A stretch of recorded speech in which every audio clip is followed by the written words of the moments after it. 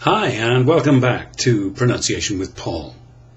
I know you've been studying your English daily, and I'm sure you're improving by leaps and bounds on English Cafe, and I hope this lesson helps you get a little closer to your target.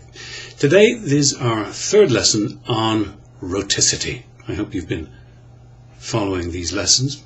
By now you've gathered that I love that word, rhoticity. Great word, just simply meaning our coloration, but I like rhoticity. If this is the first time you've tuned in, do catch my two earlier blogs. I think it would be great to start with my two earlier lessons on rhoticity. And the first one was The Early Bird Earns Her Worm, and the second one was George's 4 Chores for Warm Mornings. Today's lesson, our third on rhoticity, is called Sergeant Starling's Hardy Aardvark Party.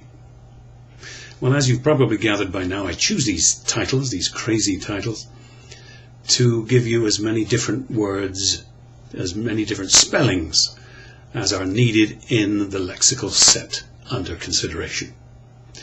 And today's lesson is on this start lexical set. All the words in the title of today's lessons belong in the start family. Sergeant Starling's Hardy Aardvark Party. I love aardvark, don't you? It has the distinction of being the first word in many dictionaries because it's spelled A-A-R.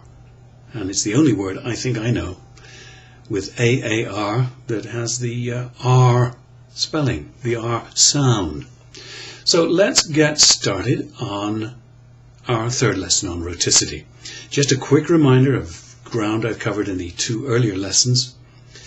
The question of where this kind of pronunciation occurs. There are several places where rhotic vowels are heard. And let's take a look at the globe, shall we?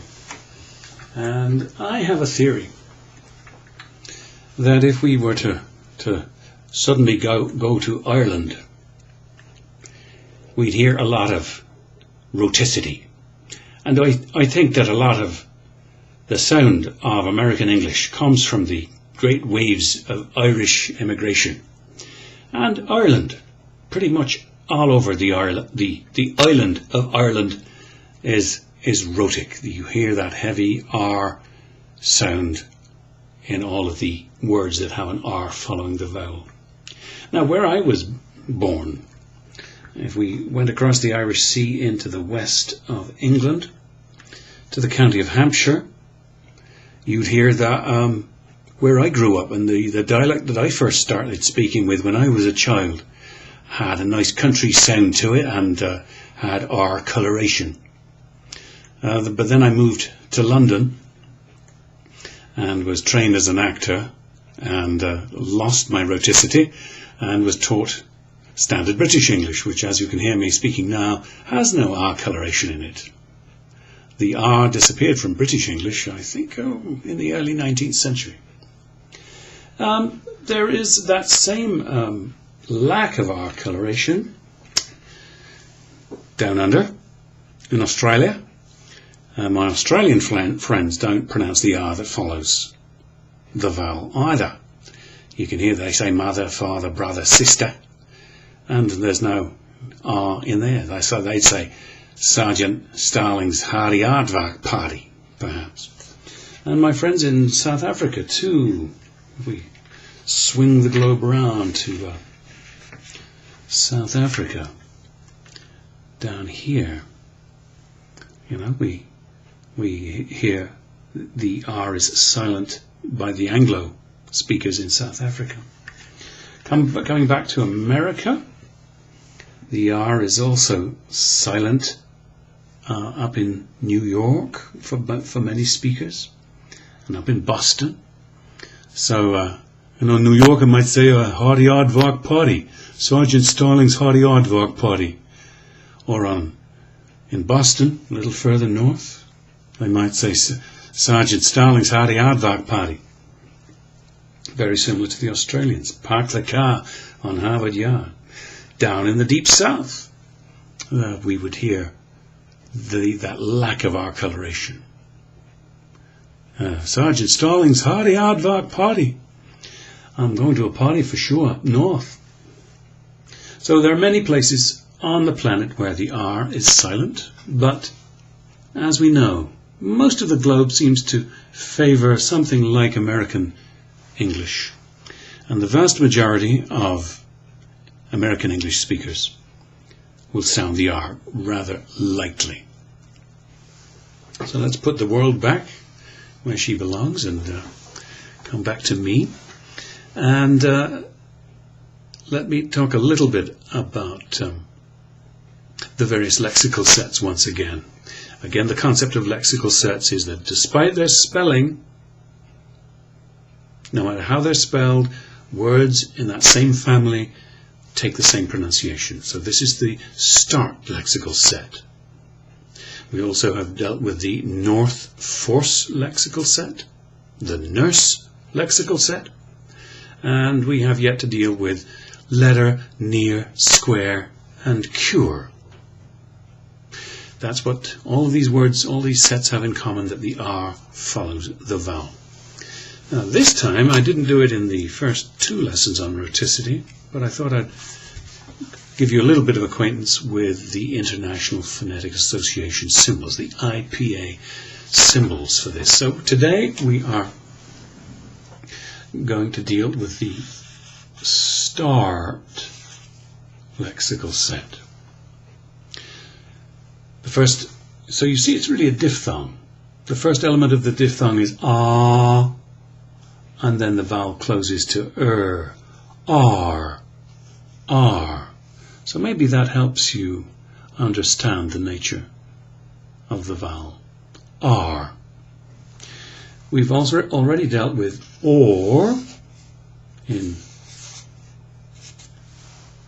George's 4 chores for warm mornings, and the same strategy is applied. We start with a non-R coloured vowel, or, but rapidly close it to an R coloured schwa, or neutral vowel. A little hook there indicates the R coloration.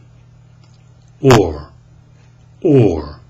So it's a glide, it's a diphthong, it's a movement between two vowel positions.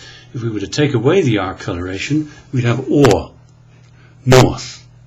But with the R coloration back in, north. And the other lexical set we dealt with, of course, was the one in nurse. That's less of a diphthong. That's a single stage vowel. So in the early bird earns her worm, it's a single stage vowel with the R colouring the vowel, So that's a little introduction to the International Phonetic Alphabet. Just a quick reminder on the 3 strategies for R coloration for rhoticity. If we contrasted American English with British English, ah with R, there's some sense in the American English that the lips are rounded just a little bit. R, as opposed to ah, R. The second strategy is to curl the tongue tip back over the tongue. R. You can hear that. Perhaps imagine that tongue tip curling back. The third strategy is to bunch and tense the center of the tongue. R. You cannot see inside my mouth, but if you could, you'd perhaps appreciate that the center of the tongue is bunching and is a little bit tense. And I suppose the fourth strategy is the tongue root tension that I've talked about. There's a sense that getting some tension on the root of the tongue also enhances our sense of R coloration. Don't overdo any of these things, because we want just a light sense of R coloration. Sergeant Starling's hardy aardvark party. Just light R coloration using a combination of those factors, or perhaps just one on its own.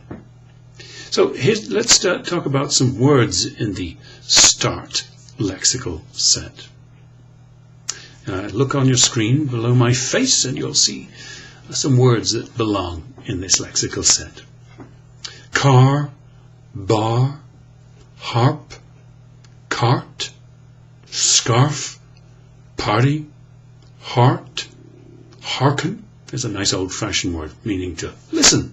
Do you hear? Hearken unto my voice. A little bit biblical. Hearken to the angels. Hearken to the bells. Sergeant. And my favourite, aardvark, which has the R sound in both syllables. Now, as we've done in the past, I'm going to speak those words again, and your job is to imitate me as best you can. Come, just really mimic me. So I'll leave a pause for you to repeat them. Car, bar, harp, cart, scarf, party, heart, hearken, sergeant, and aardvark. Is that fun or what? Of course, in many parts of the world, and perhaps in your own language, those R's are sounded very differently. Perhaps you say car, and bar, and harp, cart. Or if you were from France, you might say harp, carte, sergeant, with that uvula R, with the back of the tongue trilling against the soft palate. But for American English, or for this new global English that I'm trying to teach, some light R coloration. Now, as usual, I've put all of those words together in a nice long sentence, and here is the practice sentence. Hearken, darling. Sergeant Starling started her charming, hearty aardvark party in the farmyard in March. So I'll say it one more time, and leave a nice big pause, and you imitate what you've heard me say. Here it comes again. Hearken, darling. Sergeant Starling started her charming, hearty aardvark party in the farmyard in March. Your turn.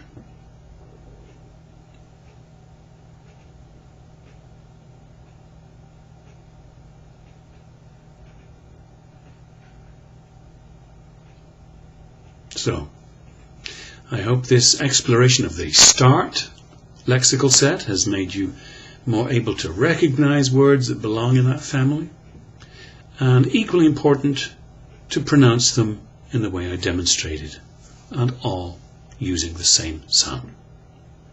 Good luck with your further studies, and I'll see you back on English Cafe.